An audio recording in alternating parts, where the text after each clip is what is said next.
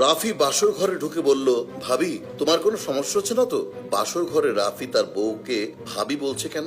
কাহিনী কি এর মধ্যে? না না, আমার সমস্যা হচ্ছে না। তবে ভাই, তুমি কেন তোমার জীবনটা নষ্ট করলে এই বিয়েটা করে? কি যে বলো না ভাবি, আমার জীবন নষ্ট হতে যাবে কেন? আমি যা করেছি সব আমাদের জন্য। এই বিয়েটা না করলে কতগুলো জীবন নষ্ট হয়ে যেত, তোমার মেয়ের জীবন নষ্ট হয়ে যেত। তাই বলে তুমি একজন বিধবা মেয়েকে বিয়ে করবে, তাও আবার যে কিনা তোমার মৃত ভাইয়ের বউ? বাবা মা খুব রেগে আছে, তারা কিছুতেই তোমার সাথে আমায় মেনে নিবে না। আমি মানলেই তো হলো, তাদের না মানাতে কিছু হবে না। রিয়া তখন ভাবতে থাকে কিভাবে তার আর রাফির বিয়েটা হয়েছে। রাফির বড় ভাই মারা গেছে 3 মাসের মতো হয়েছে, আর রাফির জোরাজুরিতে আজ বিয়েটা হয়েই গেল। রাফির বড় ভাই শফিক মারা গেল কয়েক ঘন্টা হলো এবং তার লাশ বাসার সামনে রাখা রয়েছে। সেই সময় বাসার সবার সামনে তার বিধবা ভাবি রিয়াকে বিয়ের কথা বলে, যা শুনে সবাই অবাক হয়ে যায়। বাবা মার সাথে এক প্রকারে যুদ্ধ করে নিজের বড় ভাইয়ের বিধবা স্ত্রীকে বিয়ে করে। রিয়ার মেয়ে রামিসার ডাকে রিয়ার ঘোর কাটলো। মা, তুমি এমন বসে যাচ্ছ কেন? তখন রাফি রামিসাকে কোলে নিয়ে বলে, না মা, আজ একটু বাসায় অনুষ্ঠান ছিল তো, তাই তোমার মা সেজেছে।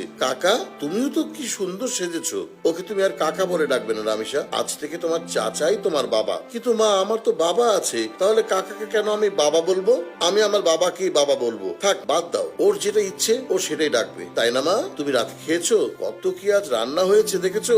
যাও যাও খেয়ে নাও। আচ্ছা, আমি খেয়ে আসছি, তারপর মায়ের সাথে ঘুমাবো। এই বলে রামিসা চলে যায়। রামিসাকে এখন থেকে অভ্যাস করতে দাও বাবা বলার, দরকার নেই। ওর উপর প্রেশার দেওয়ার দরকার নেই। বুঝ হলে ও নিজে আমাকে বাবা ডাকবে। আজ যদি আমি তোমাকে বিয়ে না করতাম, তাহলে তোমার মা বাবা তোমাকে অন্য কোথাও বিয়ে দিত। তখন রামিসা একটা ভালো পরিবার নাও পেতে পারতো, তার সাথে হয়তো বাবা হারা হতো। আমি চাই না আমার ভাইয়ের মেয়ে কোনো রকম কষ্টে থাকুক। সব দিক বিবেচনা করেই আমি এই বিয়েটা করেছি। আমি জানি আমাকে তোমার মেনে নিতে কষ্ট হবে, তবে তুমি সময় নাও। আমি কোনোদিন ভাবতে পারিনি আমায় এমন একটা পরিস্থিতিতে পড়তে হবে। যাকে দেবর মেনে এসেছি, আজ কিনা তার ঘরের বউ আমি। মা বাবা এমনটা না করলে হয়তো আজ এমন কিছু হতো না। আমার এখন নিজেকে অসহায় লাগছে। বেঁচে থাকার জন্য মানুষ কত কি করে। এই বলে রিয়া কষ্ট পায়। তখন রাফি বলে, আমাদের ভাগ্যে কখন কি থাকে তা আমরা জানি না, কিন্তু আল্লাহ যা করেন ভালোর জন্যই করেন। রামিসা আমার মেয়ে, আর আমি ওকে মানুষের মতো মানুষ করব।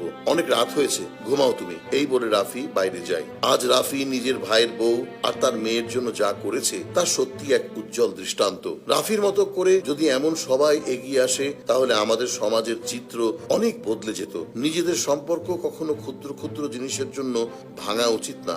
রাফি তার কাজ দ্বারা এটাই প্রমাণ করেছে। আসুন আমরা সবাই নিজেদের সম্পর্কগুলো বাঁচিয়ে রাখি, কারণ সম্পত্তি এক সময় শেষ হয়ে যাবে, কিন্তু সম্পর্ক সারা জীবন থাকবে।